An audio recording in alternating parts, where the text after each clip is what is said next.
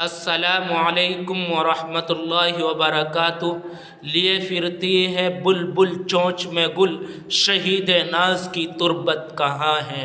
کھلونا سمجھ کر نہ برباد کرنا، ہم بھی کسی کے بنائے ہوئے ہیں۔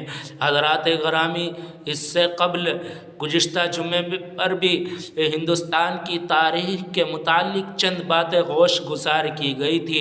اس وقت میں ہندوستان میں جس وقت میں انگریز آیا 1601 عیسوی میں، پورے ہندوستان کی زبان فارسی تھی اور جہانگیر اس وقت میں بادشاہ تھا۔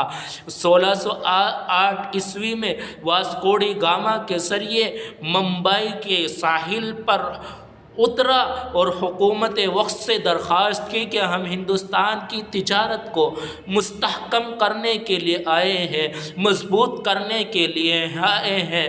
بڑی ہی عاجزی کے ساتھ درخواست کر رہا تھا تو حکومت وقت نے ان کو اجازت دے دی اور بڑے بڑے کارخانے کی لگانے کی اجازت دے دی، ریاستوں کی ریاستی ان کے نام پر ہبہ کر دی۔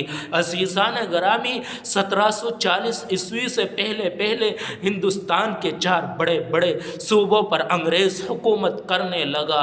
جب انگریز اپنی حکومت کا جال بچھانا شروع کر دیا تو حضرات علماء کرام، مولانا سراج الدولہ، مولانا شاہ ولی اللہ کے صاحبزادے مولانا شاہ عبد العزیز محدث دہلوی، مولانا ابوالکلام آزاد، سلطان ٹیپو شہید رحمۃ اللہ علیہ نے 1792 عیسوی میں انگریز کو للکارا تھا اور اس کو لڑنے کی دعوت دی تھی اور 4 میسور کی لڑائیاں لڑی تھی۔ وہ تنہ تنہ لڑتا رہا اور انگریز سے ٹکرا گیا تھا، لیکن انگریز بڑی شاطر قوم تھی۔ اس نے سوچا کہ ہم سلطان کے حملوں کو اس طرح ختم نہیں کر سکتے، بلکہ اپنے میر صادق کو 900 مربع زمین کا لالچ دیکھ کر انگریز نے خرید لیا۔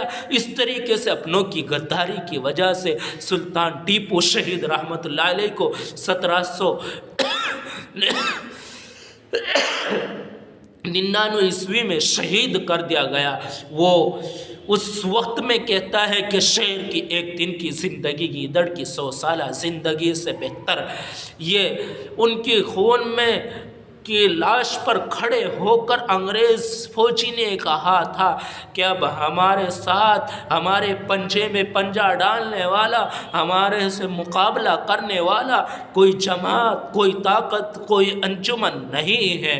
اور 1803 عیسوی میں دہلی کے اندر یہ اعلان کیا تھا، خلق خدا کی ملک بادشاہ کا، لیکن آج سے حکم ہمارا چلے گا ہندوستان میں۔ انگریز نے جب یہ اعلان کیا تھا برادران وطن، اس وقت میں شاہ عبد العزیز محدث دہلوی نے یہ اعلان کیا تھا کہ انگریز کے خلاف جہاد کرنا فرض ہے۔ یہ وہ اعلان تھا اور ایسا اعلان تھا اور ایسے وقت میں اعلان تھا کہ اس مرد مجاہد کے علاوہ کوئی مائی کا لال ہندوستان کے اندر ایسا نہیں تھا کہ ایسٹ انڈیا کمپنی کے مقابلے میں اپنی زبان سے آزاد وطن کے لیے جہاد کرنے کے نعرہ کو بلند کر سکتا ہو۔ اس آواز، اس اعلان کا ان کو بہت زیادہ بدلہ بھی ملا، ان کو زہر دے دیا گیا، ان کی جائیداد کو قرق کر لیا گیا، ان کو دہلی سے شہر بدر کر دیا گیا، مگر اس مرد مومن نے جو موقف اختیار کیا تھا اس سے 1 انچ بھی پیچھے نہیں ہٹا اور اس امانت کو سنبھالنے والے اپنی موت سے پہلے 2 شخص، ایک حضرت سید احمد شہید بریلوی، ایک حضرت شاہ اسماعیل شہید رحمۃ اللہ علیہ، یہ حضرات تیار کر دیے اور جہاں تک پہنچ سکتے تھے پہنچے اور مسلمانوں سے اپنے ہاتھ کے اوپر جہاد کی بیعت لی۔ میرے بھائیوں، وہ مسلمانوں نے اتنی قربانیاں دی ہیں کہ جب ہمارے اکابر کی تاریخ دیکھا جائے کہ اس سے पहले की 1831 ईस्वी, 1856 ईस्वी और 1857 ईस्वी से पहले एक बहुत लंबी तारीख है। तो इसको याद करने की, इसको देखने की, इसको पढ़ने की, इसका मुताला करने की ज़रूरत है।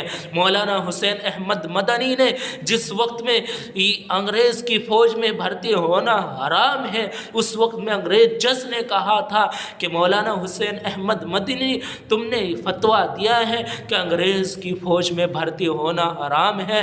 फरमाया मेरा फतवा कल भी था, आज भी यही है। जब मौलाना ने फतवा दोहराया तो मौलाना मोहम्मद अली जौहर ने, मेरा अजीज़ साथी, उन्होंने कहा कि हुसैन अहमद मदनी खुदा के लिए आज अपना बयान बदल दो। मौलाना हुसैन अहमद मदनी ने फरमाया था कि रब्बे काबा की कसम, अगर आज मैंने अपना बयान बदल दिया तो ईमान बदल जाएगा।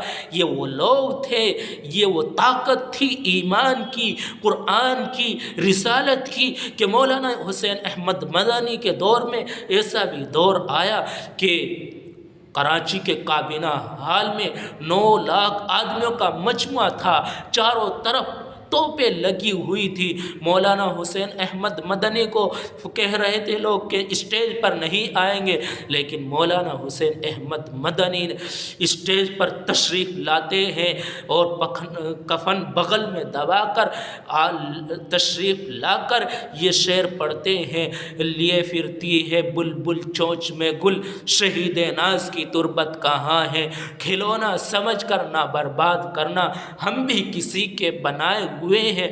जब मौलाना ने ये शेर पढ़े तो पूरा मजमा जोश और खरोश के साथ नारे लगाता रहा।